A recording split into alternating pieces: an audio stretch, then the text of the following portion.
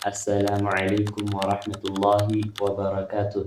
ኢንሻአላህ ተከታታይ የተጅዊድ ትምህርት ኮርስ እየተማርን እንገኛለን። ባለፈው ትምህርታችን ላይ ስለ መድ አይተናል፣ ስለ መሳቢያዎች ተመልክተናል።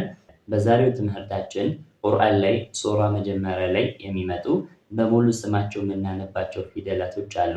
ሑሩፈል ሙቀጠዓ ይባላሉ። እነሱን የምንመለከትበት ክፍል ይሆናል። ቁርአን ላይ ሱራ መጀመሪያ ላይ የሚመጡና በሙሉ ስማቸው የምናነባቸው ፊደላቶች ሑሩፈል ሙቀጠዓ ይባላሉ። ለምሳሌ ሱረቱል በቀራ ላይ ሶስቱንም ፊደላቶች የመጀመሪያው አንቀጽ ላይ ሶስቱንም ፊደላቶች በሙሉ ስማቸው ነው የምናነባቸው። አሊፍን አሊፍ ብለን እናነባለን። ላምንም ላም ብለን ስበን እየሳብን መሳቡ ላይ እንመጣበታለን። ላም ብለን በሙሉ ስማ ነው የምናነባት። ሚምንም ሚም ብለን ስበን በሙሉ ስማ ነው የምናነባት። በዚህ መልኩ በሙሉ ስማቸው የሚነበቡ ሱራ መጀመሪያ ላይ የሚመጡ ፊደላቶች ሑሩፈል ሙቀጠዓ ይባላሉ ማለት ነው። ቁርአን ላይ 14 ፊደላቶችን እናገኛለን። በዚህ መልኩ የሚመጡ 14 ፊደላቶችን እናገኛለን። በእነዚህ በ14 ፊደላቶች 29 ሱራዎች ተጀምረው እናገኛለን። 29 ሱራዎች ላይ ሑሩፈል ሙቀጠዓዎችን እናገኛለን ማለት ነው። ከነዚህ ከ14 ፊደላቶች መካከል ሲነበብ ምንም ማንሰበው ፊደል አለ፣ አንድ ፊደል ነው። ሁለት ሐረካ የሚሳቡ ፊደላቶች አሉ፣ 5 ፊደላቶች። 4 ወይም 5 ሐረካ የምንስበው ፊደል አለ፣ አንድ ፊደል። 6 ሐረካ የሚሳቡ ፊደላቶች አሉ፣ 7 ፊደላቶች። አንድ ላይ 14 ናቸው። ስለዚህ በመድ ደረጃ ለአራት እንከፍላቸዋለን። የመጀመሪያው ምንም ማንስበው ፊደል ነው፣ አንድ ፊደል ነው፣ እሱም አሊፍ ነው። አሊፍን ስናነበው በሙሉ ስሙ ስናነበው የተመሰረተው አሊፍ ስንል ሐምዛ ፈትሐ ላም ከስራህ እና ፋስኩን ነው አሊፍ የምንለው ማለት ነው። በሶስት ፊደል ተመስርቷል። ሶስቱን ፊደላቶች ስንመለከታቸው ደግሞ መድ የለም፣ መሳቢያ የለም። በዛ ምክንያት አንስብም፣ ምንም ሐረካ የማይሳበው ከነዚህ ከ14ቱ ፊደላቶች መካከል ምንም ሐረካ የማይሳበው አሊፍ ነው። አሊፍን ስናነብ ሳንስብ ነው የምናነበው ማለት ነው። የመጀመሪያው እሱ ነው። ሁለተኛው ሁለት ሐረካ የሚሳቡ ፊደላቶች ናቸው። ስናነባቸው ፊደላቶቹ መድ አለ፣ ግን ከመድ ፊደል በኋላ ስኩን የለም። ከመድ ፊደል በኋላ ሐምዛም የለም። ከመድ ፊደል በኋላ ስኩን ወይም ሐምዛ ከሌለ ደግሞ ሁለት ሐረካ ብቻ ስለሚሳብ ስናነባቸው መድ ኖሮ ከመድ ፊደል በኋላ ስኩንም ሐምዛም ስለሌለ ሁለት ሐረካ ብቻ ነው የምንስበው ማለት ነው። ስናነባቸው ሁለት ሐረካ ብቻ ነው የምንስባቸው። እነሱም 5 ፊደላቶች ናቸው። ሐዩን ጣሁር በሚል አረፍተ ነገር ውስጥ የተካተቱ 5 ፊደላቶች ሐ፣ ያ፣ ጦ፣ ሐና ሮ። እነዚህ 5 ፊደላቶች ሲነበቡ በሙሉ ስማቸው ሲነበቡ ፊደላቶቹ በሁለት ፊደል ነው የተመሰረቱት። ስያሜያቸው በሁለት ፊደል ነው። ለምሳሌ ሐርፈል ሐ፣ ሐ ፈትሐና አሊፍ ነው ሙሉ ስያሜው ማለት ነው። አሊፍ አለ፣ መድ አለ። ከመዱ ፊደል በኋላ ግን ስኩንም ሐምዛም ስለሌለ ሁለት ሐረካ ነው የሚሳበው። ስናነበው ሁለት ሐረካ ስበን እናነባለን ማለት ነው። ሌሎቹም ተመሳሳይ ናቸው። ያ ፊደል የተመሰረተው ያ ፈትሐ አሊፍ ነው። ጧ ፊደል ሐርፈ ጧ አሊፍ ነው። በዚህ መልኩ በሁለት ፊደል ነው የተመሰረቱት። በሁለቱ ፊደል ውስጥ ምን አለ? መድ አለ።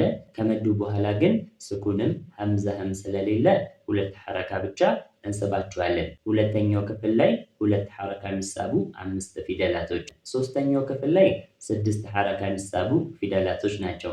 ስናነባቸው በ3 ፊደል የተመሰረቱ ስያሜያቸው በ3 ፊደል የሆነ ሶስቱም ፊደል ስናነብ ደግሞ መድ ያለ መሳቢያ ፊደል አለ። ከመሳቢያ ፊደሉ በኋላ ደግሞ ምን አለ?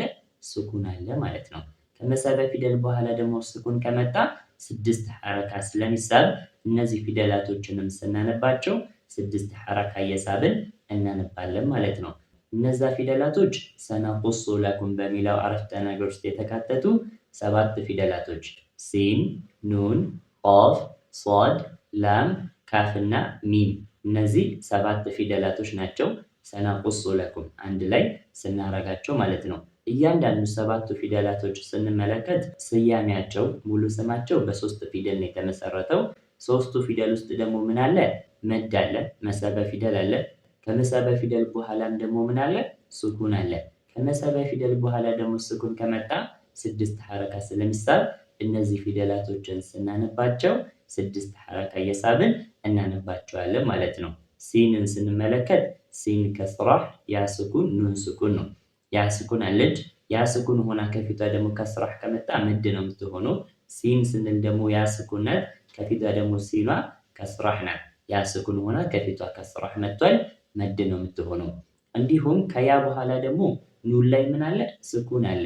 ከመድ ፊደል በኋላ ደግሞ ስኩን ከመጣ 6 ሐረካ እንስባለን ማለት ነው። በዛ ምክንያት ሲን ስንል በሙሉ ስሟ ስትነበብ ሑሩፈል ሙቀጣ ሆና በመጣችበት ቦታ ላይ ስናነብ 6 ሐረካ እንስባለን ማለት ነው። ሰባቱም ፊደላቶች በዛ መልኩ ነው። በሶስት ፊደል ነው የተመሰረቱት። ሶስቱ ፊደል ላይ መካከለኛው ሁለተኛው ፊደል መድ ነው። ከመዱ ፊደል በኋላ ደግሞ ምን አለ?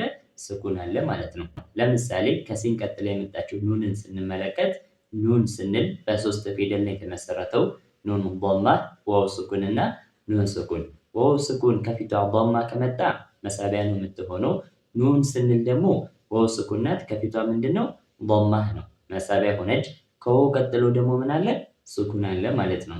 ከመድ ፊደል በኋላ ስኩን ከመጣ 6 ሐረካ ስለምንስብ ከመድ ፊደል በኋላ ከዋው በኋላ ስኩን ስለመጣ 6 ሐረካ እንስባለን ማለት ነው።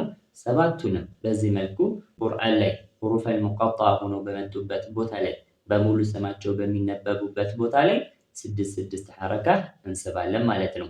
ሶስተኛው ክፍል ነው። ሑሩፈል ሙቀጣ ለአራት ከፈልናቸው። ምንም የማይሳበው አሊፍ 1፣ 2 ሐረካ የሚሳቡ 5 ፊደላቶች 2፣ 6 ሐረካ የምንስባቸው 7 ፊደላቶች ሰነቁሱ ለኩም 7 ፊደላቶች 6 ሐረካ ይሳባሉ 3።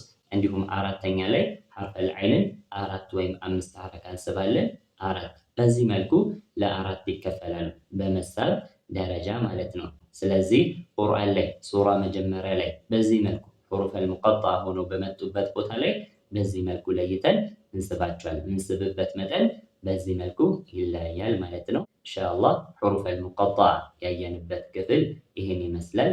በቀጣይ ትምህርት እስከምንገናኝ አሰላሙ ዐለይኩም ወረሕመቱላሂ ወበረካቱሁ።